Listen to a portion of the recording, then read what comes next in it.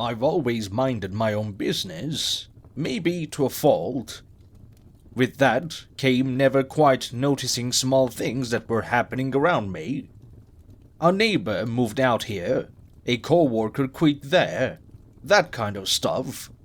But when stuff began happening in my own house, I had no choice but to notice it. I live alone as a rule. I've had roommates and I've had partners, but I've found through those experiences that cohabitation just isn't for me. A rogue fork in the sink is one thing, but flies fluttering around as if they owned my kitchen, cockroaches scuttling after they've made themselves quite at home, is a whole different issue that I've decided to mitigate through ensuring I have complete, sole control over my living space. When I broke up with my most recent less than cleanly boyfriend, I was at a loss. The housing market was insane, and I had no time in which to properly scout a new home. Due to this, I found myself signing the dotted line on an apartment I'd only spent 15 minutes in. One that was in one of the oldest neighborhoods in Boston, and came with more than just a few creaks here and there, but I chalked all the weird noises I'd heard at the walk-through up to age. I didn't even have time to get settled in. The first night I laid down in my bed, cozied up under my specifically curated comforter, when I heard a gentle tap that made me think someone was at the door. I ignored it, thinking it was just a fleeting figment of my imagination, when it came again, just as gentle as before. Tap, tap, tap. I laid in bed, eyes wide open, weighing whether or not I wanted to check the door.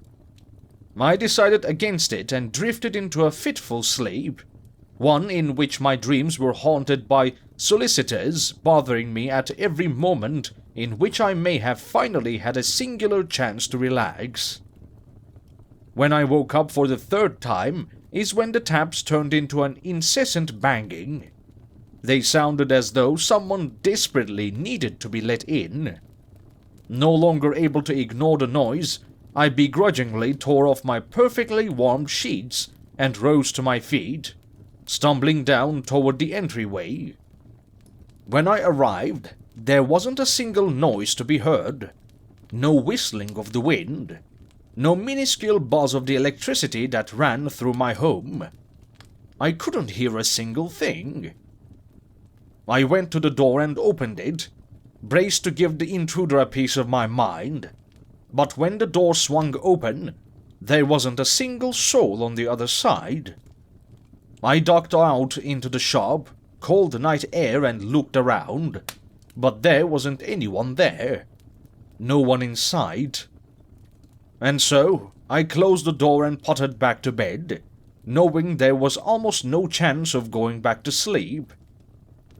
When I turned to enter my bedroom, I froze, hand on the doorknob, an inescapable feeling of dread raising the hairs on the back of my neck. I shivered, and I brushed it off. What was there to be afraid of?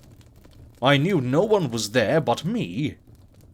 I grasped the knob, having to try and turn it more than once due to the slippery sweat that had layered the palm of my hand, and the moment the door began to open, a sudden, shrill shriek pierced the air, causing me to cover my ears in an absolute panic to make the sound stop.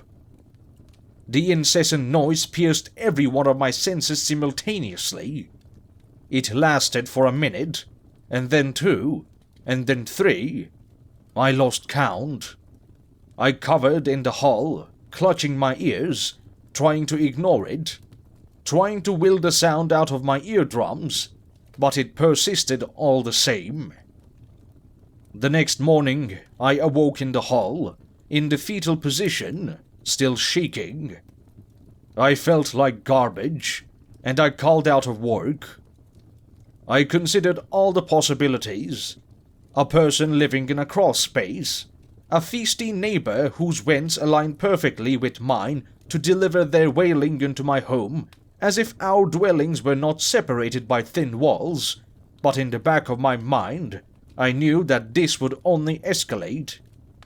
This was not a worldly problem, and to be honest, an otherworldly problem was the last thing I needed. I stayed at a hotel for 2 days, but my bank account urged me to return to my new home. The moment I attempted to step foot across the threshold, I was met with the front door slamming in my face. Whoever was clearly haunting this home hated roommates more than I did, I surmised. The haunting only escalated, and it scared me to my core. What began as wailing turned physical.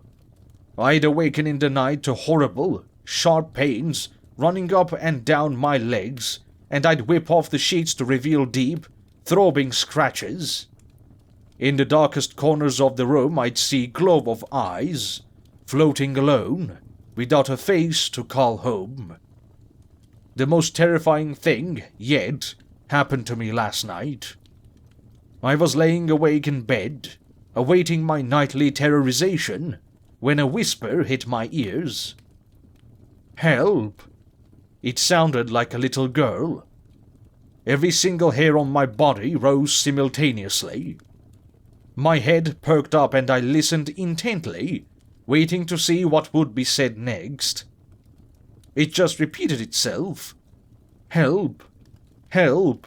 was all I could hear. "Hello?" I shouted, hoping to hear anything else. "Hello?" I heard myself echo throughout the house, my voice bouncing off the walls and growing louder and louder with each repetition. "Who are you?" I asked, knowing I wouldn't get an answer but still hoping that, somehow, I would. All that met my ears were an echoed, "Who are you?" making me hang my head. I decided to attempt to make my way toward the kitchen. I had managed 3 steps before I was stopped in my tracks by the most excruciating burning sensation I'd ever experienced. It began in my toes and made its way up my shins and further up my body until my entire being was engulfed in excruciating pain. I couldn't move. I couldn't talk. I could only scream. The screams sounded off the walls and, with the little bit of attention I could pay, I noticed that they sounded exactly the same as the screams I'd heard on my first night here. The pain continued for minutes, hours, days. I truly have no idea how long I stood, frozen, wailing, waiting for the searing of my flesh to cease. When it finally did, I immediately left my home, taking nothing but my phone with me. I have no idea what is wrong with my house. I'm back in the hotel for as long as my credit card will allow. I have no idea what is going on, but I don't think I can go home.